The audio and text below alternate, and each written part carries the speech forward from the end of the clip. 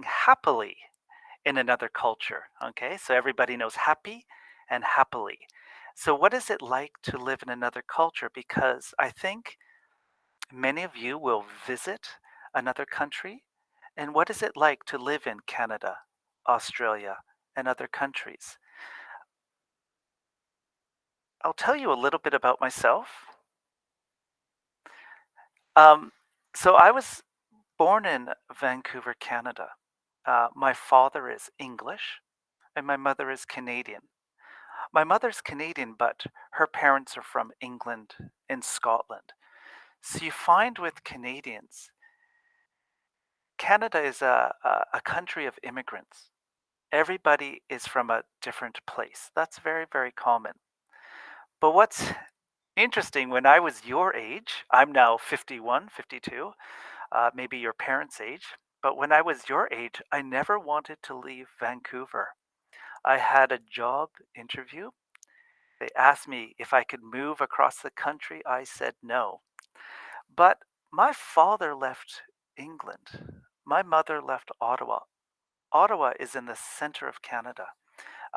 Vancouver's on the west coast. So it's kind of interesting. I never wanted to leave, but I left. Maybe you are all university students, so you work part-time. You have many different jobs. I had many jobs, working in a restaurant, working in a hotel, but I also taught skiing. I taught sailing. I taught a little bit of music. But at university, my first degree is commerce, is business.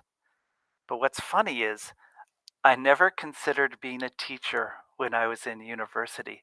I didn't think about it. I don't know why. So I came to Japan for 3 months. So this is 1994. I came to Japan for 3 months, but I never left.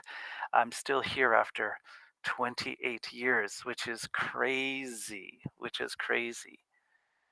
And I started teaching English, and then I met Keiko. I fell in love with teaching, and then I fell in love with Keiko. So I'm still here in Japan. That's the reason. Um, and then while I was here, I wanted to go back to school. So I went back to school, distance education, to get a master's degree in TESOL, which is teaching English to speakers of other languages. So teaching English to Japanese people, for example. And I also started a family. And there's just a picture of Keiko. My wife is a farmer. She actually grows a type of mushroom called enoki mushroom. Now, this is grown in a factory, it's not grown outside. This is a very special picture, which I will maybe describe to you later why it's so, so special. But it's kind of I think it's a cute picture. She works very hard. We have a son who also works with her. He also grows mushrooms, but that's called enokidake. I don't know if you have them in Taiwan or not, um, because the English name is winter mushroom. It grows in a very cold temperatures, 3 to 8 degrees. It's used in a nabe or a stew. So um, yeah, maybe in hot Taiwan, it's a not a popular mushroom. But I do teach English, of course, but I also teach Canadian studies at Seisen, and I this is a third year class, and in this class we try to learn about international understanding through Canadian studies. So I think when you learn about a different country, a different culture, you can use that knowledge in other situations. Okay? So that's one goal of the course. And I try to teach my students that Canada is a country of immigrants, meaning that many Canadians moved there from a different country. Um, as I mentioned, my father's English, my mother's Canadian, but her roots are in England and in Scotland, and that's very common. Um, I think it's interesting for my students to learn about Canada because and immigration because Japan's population is declining. Okay, that's no that is common knowledge. But Japanese tourism is booming. Before coronavirus pandemic, over 20 million people came to Japan in 2018. So it's a very, very popular country to come to. Now, Japan accepts foreign laborers, but will Japan accept immigrants? And this is something we talk about in my class. Foreign laborers is a person who can work in your country for 3 to 5 years. In Japan, it's 3 to 5 years. But Japan doesn't accept immigrants. But should Japan? That's one question we often ask. Now, I don't know much about Taiwan. I've only been there once. But my image is that many Taiwanese study and travel overseas. That was my image when I talked to the students when I visited there. Move, I actually don't know how many Taiwanese move overseas. Uh, Recently, in the news in Japan, there have been programs about Japanese people moving overseas. But one thing I wanted to ask is if you live in another country, if you go to Canada, Australia, what do the people of that country think about immigrants? So, for example, what do Canadians think about immigrants? What do Taiwanese people think about immigrants? Tim, I don't know. Does your country allow immigrants to move there? Hmm. This has been a pretty tricky question. Okay, Um, it goes on and off and on and off. okay, So it's kind of interesting. I never talk about this issue in the class, and um, for past few years, we've been seeing a lot of students with their parents, okay, either from Southeastern Asia or China. okay. And right now, it's pretty common, maybe 1/5 of the student population. And then long before that, when I was a student, we gave away a lot of citizenship to overseas Chinese. They Wow, could be from Macau, Hong Kong, mostly okay. Malaysia. And I had classmates who were all from there, and they joke about it all the time. It's like the first day they arrived in Taiwan, they had their ID, Oh my gosh. and then as boys, they were forced to join the military service. So a lot of funny events they actually took place. And then after a while, the government started to squeeze. So we didn't really have that open policy. But maybe like 5 years ago, the government started taking more people. So it's very tricky. Uh, Wow, because the students from your class didn't really know because my wife is from Japan. that's right. So the past 20 years was also quite funny. When she wanted to get her ID and she wants to register her name on my ID, we went through a bunch of walls. Very, very difficult. You guys will be very surprised. And then all of a sudden, different ruling party, and then she got her name. And now she's a citizen of Taiwan. Oh wow. It's also very tricky. Maybe you guys can look into that. We will see the ambiguity between Japan and Taiwan. She applied, and the Japanese government say no.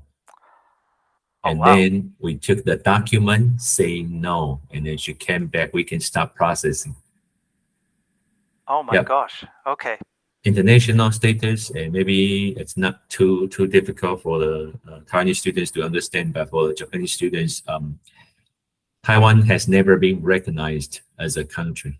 Ah, yes, yes. That's the tricky part. So yeah, Okay. we will look into that because it's pretty complicated because different nations see Taiwan differently. So taking immigrants is not just like Ah, one policy. Okay, it has a lot to do. We are from the south, so we have a lot of people coming from the story that I heard. South Korea, Egypt, Turkey, they are all very easy. But for Southeastern Asian countries, a lot of countries only recognize one nationality. Oh, interesting. So it's very difficult for them to immigrate, to move from their mother countries into Taiwan. So, Interesting. yeah, it's Okay. actually quite beyond our professionalism. Okay, I would Okay. just put it that way. Okay. Okay. Um, on the other hand, in Canada, Canada accepts about 250,000 people a year. 250,000 people a year. So Canada is very, very welcoming because it's a huge country, very large country with a small population. So it's interesting. Each country has a different perspective. And the second point I want to talk about today is how do immigrants approach living in a new country? So if you move to a new country, how do you fit into that country? So I'll try to answer those two questions today. And I'm going to ask you to uh, add your comments in the chat box, okay? So, one article we talk about in my class, it's taken from the United States, from the Pew Research Center, and the title of the article is What It Takes to Be Truly One of Us. And this question means, what does it mean to be Japanese, Canadian, or Taiwanese? And that's actually a really difficult question. What do you think? Like, when I think, what does it mean to be Canadian? It's a very, very difficult question. And they asked people from 14 different countries. And they asked these people,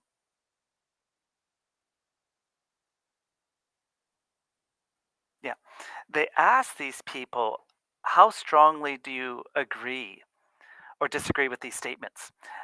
And so the first question was, having been born in our country is very important for being truly Japanese.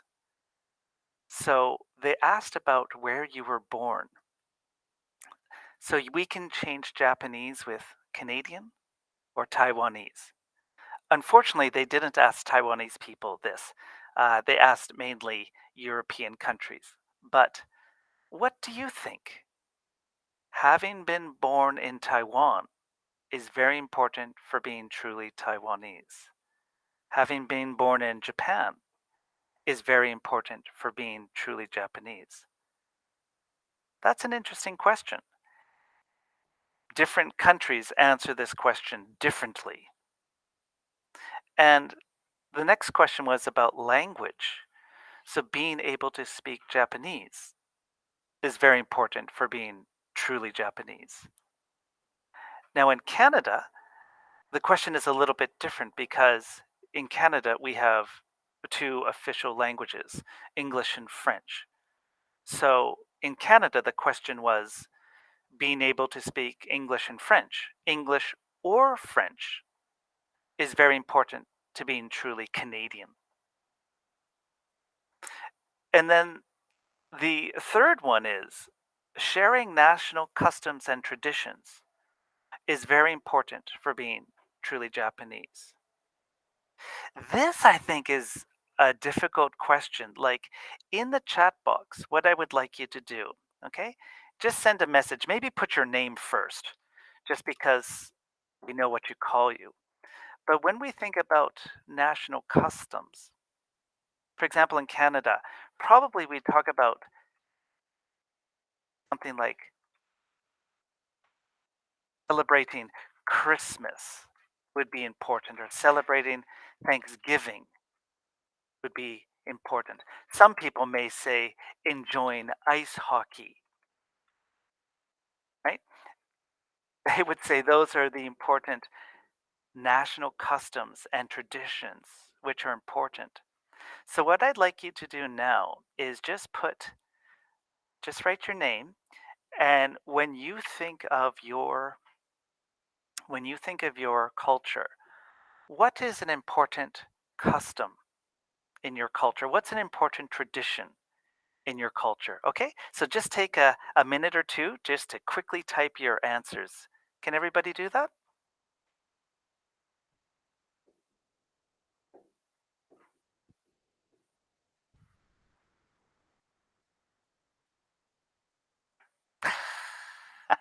Tim, drinking bubble tea, eating steamed rice holding a bowl. Scooter, oh my gosh. Keep typing, everybody. Keep typing your ideas.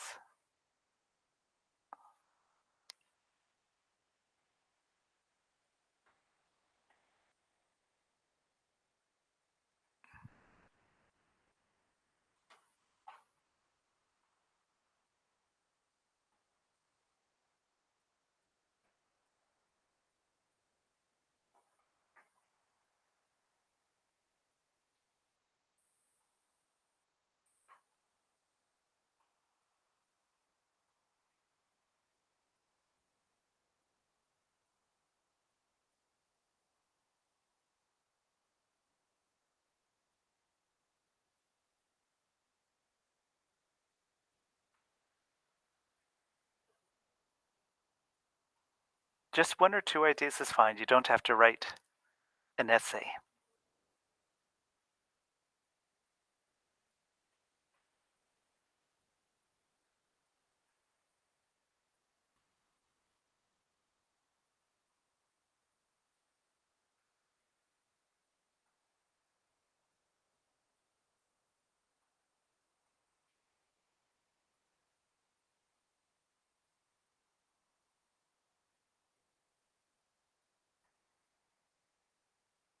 Okay, 30 more seconds. 30 more seconds.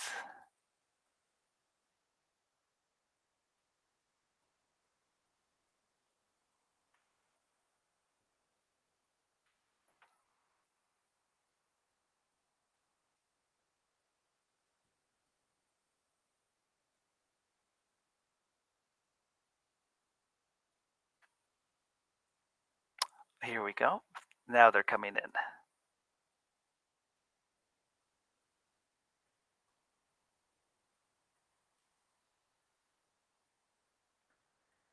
Say send students, press return. One idea is fine. One idea is fine.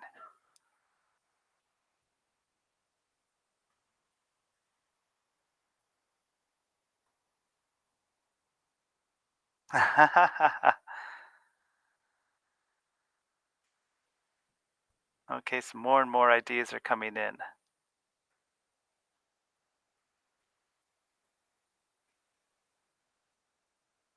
Okay, maybe let's go to the top. So we have things like going to a convenience store at least once a day, or going to a night market. That shopping culture is very different. When the Taiwanese students came to Nagano, they were shocked because all the stores closed so early. At night in Nagano was so quiet for Taiwanese students. Yeah. And Bill said, getting together with family on Chinese New Year's Eve. Yes, yes, absolutely. And then the Dragon Boat Festival. Yep. And the night market. Absolutely. Absolutely. And Evelyn, red envelopes for Chinese New Year's. Yes, yes, yes. So in my culture, that would be the Christmas cards and things like that. But yeah, the red envelopes, Evelyn, very good. Lily, yeah, Chinese New Year, standing in line and waiting for something. Okay, very crowded. Okay, and then the next individual, the parents give the kids red envelope in New Year's Eve. Okay, very good. Warren, yeah, New Year's, setting off firecrackers. Yep, rice dumplings, maybe. Sounds delicious. Okay, and Chris, yeah, New Year's, the Sun Moon Lake.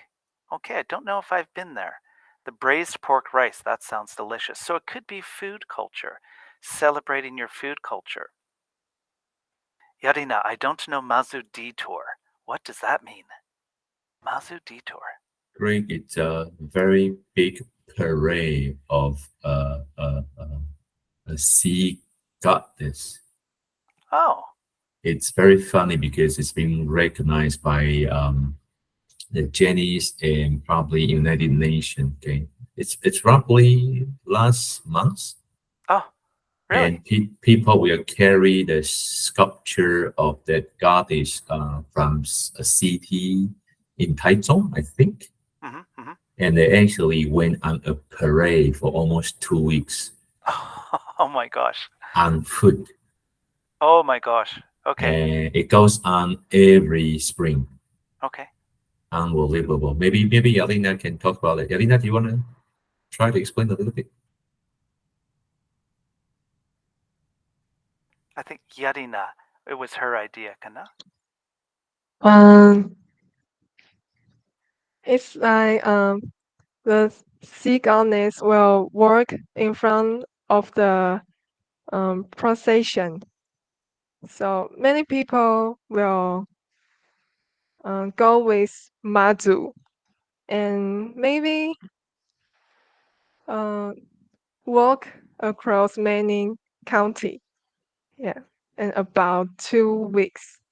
Oh my Yes. gosh. A 2 week festival. That's Yes. crazy. That's crazy. Yes. It sounds wonderful, but crazy. Yes. Thank you. Thank you, Yarina. Wonderful. And then, Mina, I talked about, yeah, eating raw fish. Yeah, the food culture. That's, uh, for me, maybe coming to Japan was my first experience. And Mio, that's really good. Celebrating coming of age, 20 years old. Why is that important, Mio? You want to turn on your mic and turn off mute? Okay. Yep. Why is it is important? Yeah, what is the coming of age day?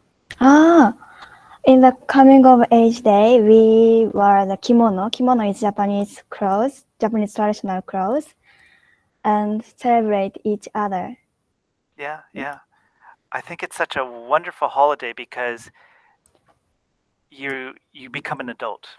Yeah. You become an adult and just beautiful pictures and yeah, that's an excellent example. Okay. Thank you. Lena stinky tofu. I tried that once. It actually tastes good, but yeah. 2 times, no thank you. The Moon Festival, yeah, yeah. Hazel staying up late on New Year's. Eva, yeah, the red envelope. Jane, going to a temple. So Jane, I wonder like how often do people go to temples in Taiwan? For our students, when do people go to temples? Usually it's always the 1st of January, but also other occasions like Shichigo-san. What's Shichigo-san? Does any of our Japanese students want to talk about that? Shichigo-san. みんなわかってる？去年発表したじゃない？いいよ、やってみて。Shichigo-san. Great, it's great. It's a very unique culture. You can invite your student to elaborate on that. It took me forever to understand. I think the coming of 20 years old, it's an excellent example. And then Sichigo-san, I'm still learning it. So it Yeah. would be nice if anyone can explain it to us. Any volunteers on our side?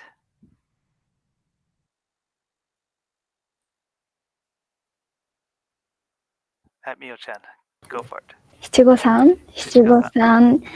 Shichigo-san is also wear the kimono, but Shichigo-san means 7, 5, and 3 years old. So when kids in 3, 5, or 7 years, the kids wear the kimono and celebrate with family. Coming of age is celebrating with friends, but Shichigo-san is celebrating with their family, I Yeah. think. Yeah, yeah. So I wonder, so for example, Jane mentioned going to a temple. So how often Taiwanese people go and how important is that? That's really interesting. Jane, you want to elaborate on that? Maybe twice a week. Oh my gosh. Really? I don't go as often. Jane, what temple do you go to?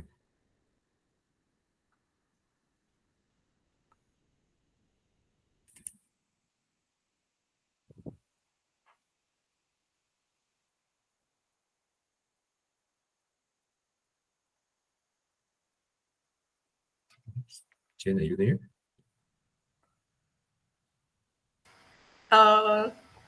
Just a temple near my house. Really? Okay. Twice a week. That's quite often. Okay. That's very often, yeah. Do you go with your friends or with your family or by yourself? Maybe with my family. Oh, wow. That sounds very special. Interesting. Okay.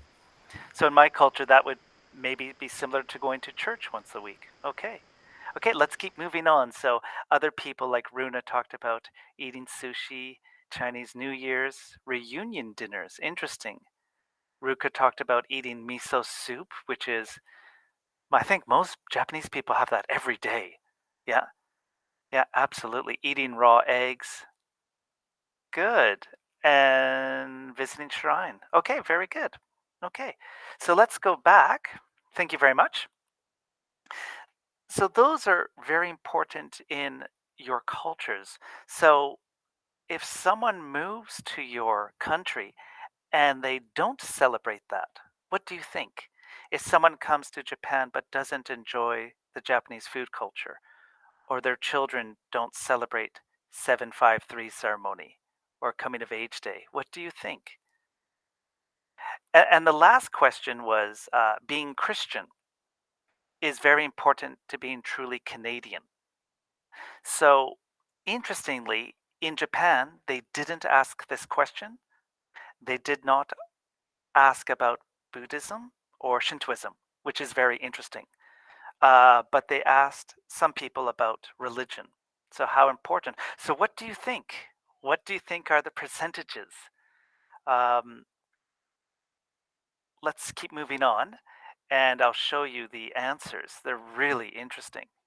So, if we look here, when we talk about birthplace, where you were born, we can see that in the United States and in Canada, birthplace is not that important, which I was really thought was interesting.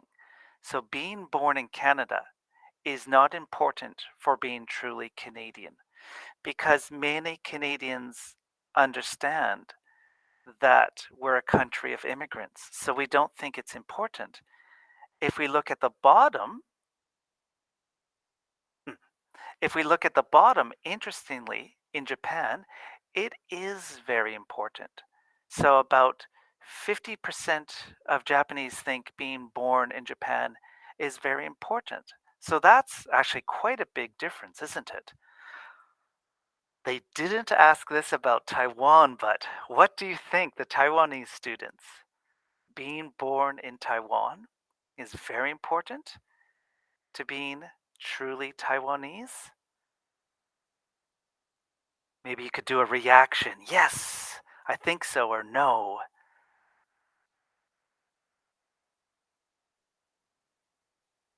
Do the Taiwanese have any reactions? That's a difficult question. And it's a private question as well, so you don't have to answer. I also wonder. This is very difficult. Yeah, yeah. And the only thing I know, but it's probably I just have to maybe see if the students are around to answer. We do have one student who has some connections with South Korea, Okay. Hmm. and I don't know if he was actually born here. Right. Jerry, Right. Jerry, are you here? Yes. Jerry, so do you mind sharing your little bit of background about South Korea? I only came to realize because he shared his winter vacation. So Jerry, want to tell everybody? My parents are Korean, but I'm born in Taiwan, and I don't think it is important to. Really? Yes. So do you speak any Korean? No, but I can listen some. You can understand. So I can understand your parents speak Korean? at home. So Really? as a kid, when I was a kid, they share secret by using Korean, and now I understand some of it. That's a good way to make your children learn the language. Thank you, But Jerry, for sharing that because it's very in interesting. Canada, yeah, it's not important. But in some countries, it is, yeah. Very good. Thank you. Thank you. Tim, what time do we finish? I was telling them we will probably try to hold a session for like an hour, but how about your schedule? I don't really know what your Okay. plan is with your students, and we can always adapt. And I'm because with Google Meet it's kind of funny. Once like if I use the breakup function, okay, Yep. it goes randomly. We could have probably some mix up of the students, and probably some will be all Japanese, some will be all Taiwanese. Okay. So I wonder if you wanted to try. Maybe next time. Maybe next Okay, time. Yeah. sure. Okay. So I'll get moving on because I've been talking too much. What's interesting is the next part is about languages, your customs and your traditions and religions. So in terms of being able to speak national languages in Japan and in the US, it's very important. 70% of Japanese feel being able to speak Japanese is very important. But interestingly, in Canada, it's only 59%. This was the lowest percentage. So many languages are spoken in Canada. So, 70% is high, but Europe is even higher. By Europe, we're talking Italy, Poland. I'll show you the countries in a minute. The countries are here. Those are the countries: Hungary, Greece, Italy, Poland, Spain, UK, France, Netherlands, Germany, and Sweden. Those were the European countries. So in European countries, they feel it's very important to speak the national language, to speak Polish in Poland, Italian in Italy. But in Canada, it's quite low. Sharing national customs, I am shocked by this because Japan is only 43%. But when we talk about customs and traditions, I think we can talk about many different Japanese customs and traditions. It's very concrete. But in Canada, what are the customs and traditions? It's very hard. But some Canadians feel this is very important. I was very, very surprised by this. And I'll tell you why in a minute. But in terms of religion, being a Christian, yeah, in Canada, it's not considered important. In the United States, it is. It's considered very important. Yeah. So I was find these really, really interesting. So the last thing is the percentages are higher for older people than younger people. So, for example, with language, maybe more older Japanese people, like people 60 and over, feel it's very important. But younger people do not feel it's important. So there's a difference with age. There's a difference with gender, male or female. There's other factors, education, religion, but yeah, it's different. Age was a big difference. So, in terms of my own experience, I think as an immigrant, 70% of Japanese people think speaking Japanese is very important. 59% of Canadians do. Personally, I think it's very, very important. If you move to another country, learning the language is very, very important, especially in rural Japan. Do you understand rural? Rural is countryside, as opposed to a urban center like Tokyo, Osaka, Nagoya. I think you could live in those big cities without speaking Japanese. But in rural Japan, it's much, much more difficult. Um, Maybe Taiwan is very similar in that respect. I don't know. The other thing is sharing national customs. Only 43% of Japanese think so. And I actually don't understand that, to be honest. Because um, I don't know why so few Japanese people feel that way. I think sharing national customs is very important, like the informal culture. But maybe the traditions is only important. And I'll explain what I mean by that. because I do participate in some traditional Japanese culture, but it's not the reason I came to Japan. But 54% of Canadians think it's very, very important. But why is that?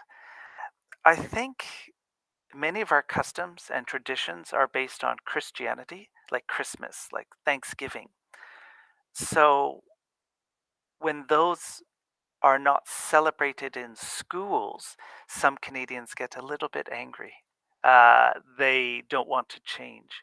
That's my guess, but I'm not too sure why. Yeah. So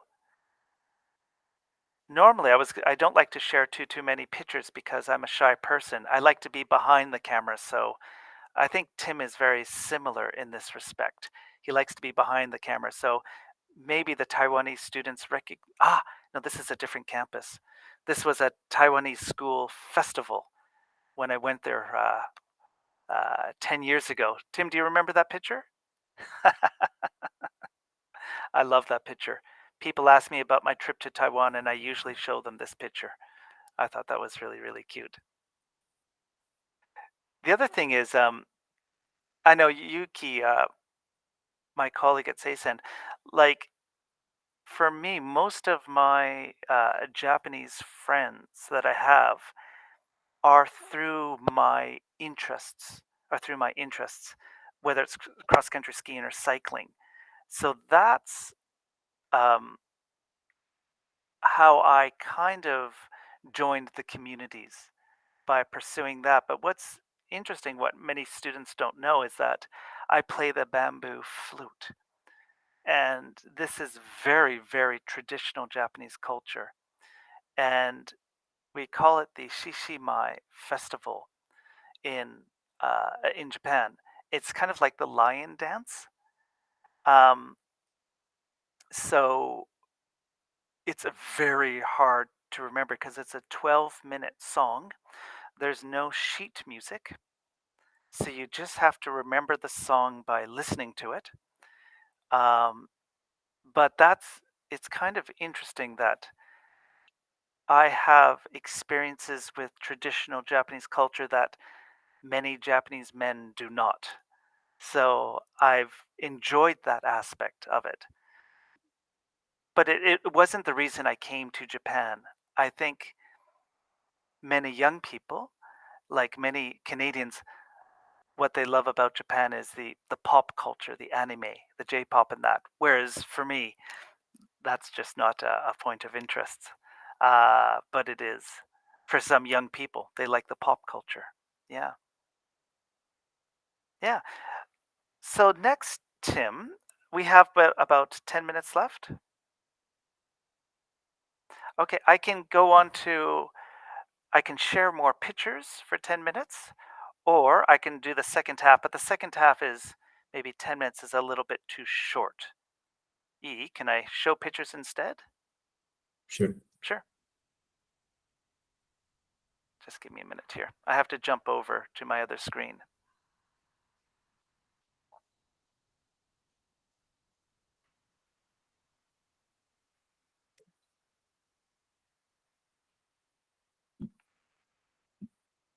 So I'd like to share some personal pictures to kind of tell a story about being in your community.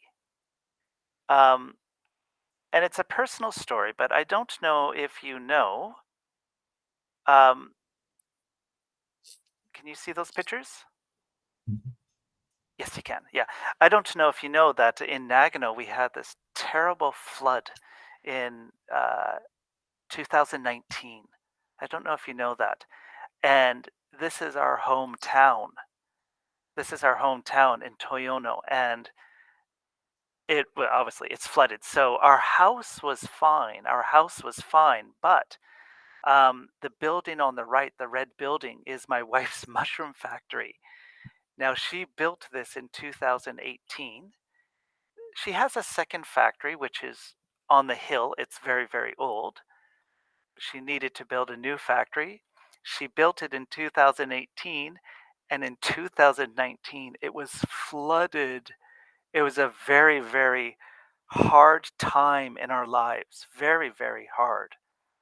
Sometimes it's difficult for me to even talk about. I don't know if you saw this image. Yeah. I remember this. Yeah, those are Shinkansens, the bullet train. This is in Toyono. This is 2 kilometers from my house. So, yeah, this was a really shocking event. And here's kind of here's a picture of the factory itself. It was underwater, so you can imagine it was new the year before, but the next year it was Oh, yeah, those are mushroom bottles basically. Yeah. So everything was washed away. Yeah. Just crazy. It was so difficult. But what happened was what happened was all these people started to show up to help. Some people we called, some people we didn't, but people just started coming to help. These are people from Shokokai, which is like a business group. So my son, he's a farmer, but he joined the local business group. So when these people they live about 2 hours away, when they heard about Toyono, this business group contacted the Toyono branch and said, how can we help? So these people who we've never met before came to help. And there's my wife um, talking with some other people, some locals who had come to help. This is that same group that came from southern Nagano Prefecture. These are some of my friends who work at a different university. They work at Nagano Kenritsu University. They came to help. These are some of my colleagues from the Seisen. In the middle is our president, Shinsuke Sensei. He came to help. On the left is our vice president. So all these people, without us asking, they just came. And some days we had like 40 people helping. Many were people who were related to my wife's business. They're mushroom farmers, but my son is also a volunteer firefighter, shobodan in Japanese, and his friends started to come. So we had all these different groups that would join us. And yeah, here's kind of all those mushroom bottles had to be destroyed or thrown away just because of the flooding and throwing away mushrooms in that. There's the inside, and Keiko's wondering, what should I do next? It was crazy. All the electronics had to be replaced. But I suppose my message is let's end on a good note. There's a clean one. So why I love this picture is this was taken December 4th, and this is 2.5 months after. But because of everybody's help, she could produce mushrooms again in 2.5 months, which is amazing. And there's the mushroom. It's not important. It's enoki. Yeah, it looks much better now. No mud, and all the machines are clean now. But I think what's important is I like these pictures the best because the community you make when you go to a new country, you may not celebrate the customs, you may not celebrate the traditions, but if you get involved. So, for example, my son, joining different business groups or volunteer firefighters, being part of the community is always a good thing. And I think that's kind of the key to living um, in a foreign culture is to be part of the community. You have to join the community. You have to mm, actively uh, join it. So yeah, that's kind of the message I wanted to share. So that's not part of my fourth year class or my third year class where I talk about immigration, but I think it's kind of related. Yeah.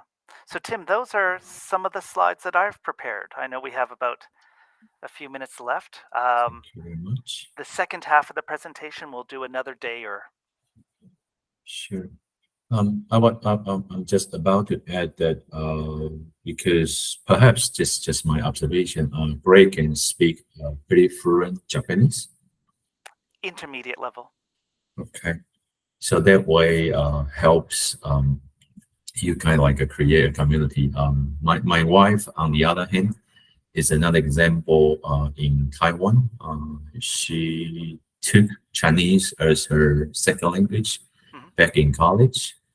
And then she has been here for almost 20 years and still not being able to create her community. Wow. Because yeah, it's very difficult. And in the South, and maybe for the information of all the 7 students in session, people speak a different dialect here. Okay, they speak Taiwanese, and if you are from the northern part of Taiwan, they speak Hakka or some other different languages. So it's probably very difficult. And yeah, something I hear all the time from my wife. It's also a very sensitive question. I sometimes ask her if she wants to go home, and she always uses the same answer every day. Wow. Yeah, she feel like she has been isolated here, so not having too many friends. Wow. Like today, I am home, and she had to use a city bike and then switch to MRT and then bus to the university. But yeah, it's going to be, I would say, yeah, I looked up the reference Greg just shared, and I just posted to the class, and it's going to be a very interesting article we can look into. I didn't know, and like we had Jerry because I have them for 2 semesters, and last semester I didn't really know. And Jerry's family, and right now we have a lot of students whose parents are purely overseas immigrants. Like we have Filipinos, Koreans, and sometimes they come to this country without knowing too much of the language spoken here. Right. And now they have their second generation. Okay, it's very amazing, and I would just say, yeah, I'm trying as much as I can to study Japanese, but my Japanese is almost like, when Greg say his level is intermediate, mine is almost like a 0, a little bit above 0. Okay, I cannot do much. So yeah, just trying to. I would just tell everybody, just trying to look up, and then this is a listening and speaking class, but I will try to get as much source that I can. And you might want to stay a little bit open-minded and trying to see us as a part of Taiwanese culture. I find it quite interesting. When we were trying to answer the questions, what makes us Taiwanese? Okay. Yeah. Stinky tofu. maybe. Okay. I like to take the last few minutes because my class will go on for a while, and I will probably just leave Greg back a little bit. Greg, we are going to put 3 groups later on. Maybe they will be asking you for 1 hour each to do some follow-up topics. So guys, if you wanted to do some questions, interviews, followed what we have today, is a very good opportunity. But I'm leaving maybe the next, let's take 3 more minutes to welcome some of you. If you have some follow-up questions you have about Greg or some of the students from Greg's class, you can just unmute yourself or just hit the raise your hand button, and then you can go ahead and have some questions before we send Greg away. Okay, very valuable morning. You'll see me again, don't worry. I'm very lucky that because of this class, I get to know so much. It's not the first time I see Greg's wife's photo, but I have never met her in person. Right. Yeah.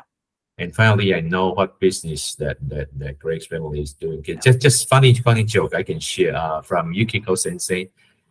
She's been telling me, because we know each other for so long, so I can very comfortably talk about this.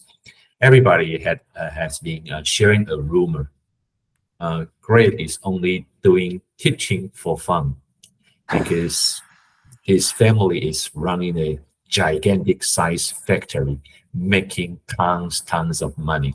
This is the joke we have shared, but it's not necessarily okay. I know the flood from news 3 years ago, okay? Yeah. And then I would say, yeah, it's quite amazing, okay? Great, just for your information, we do have that kind of mushroom here. Also very common, okay, but very difficult to grow.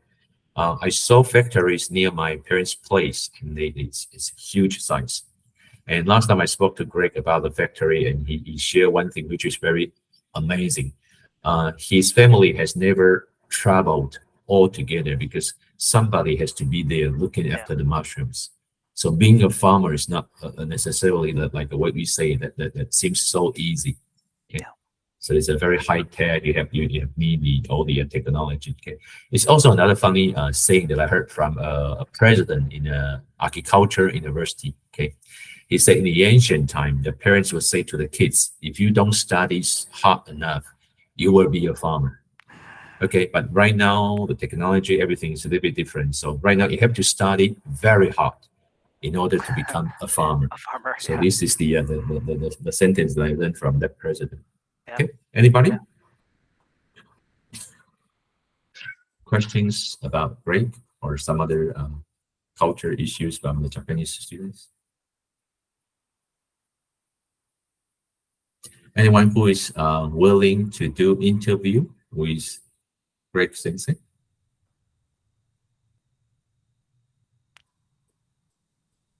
You can raise your hand, and then you get the first priority. They are looking at each other.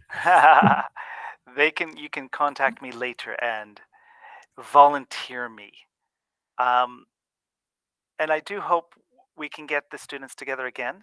Now we understand Google Meet works, and I was a little nervous. It was my first time to use it, but it works seamlessly. So we can be flexible here.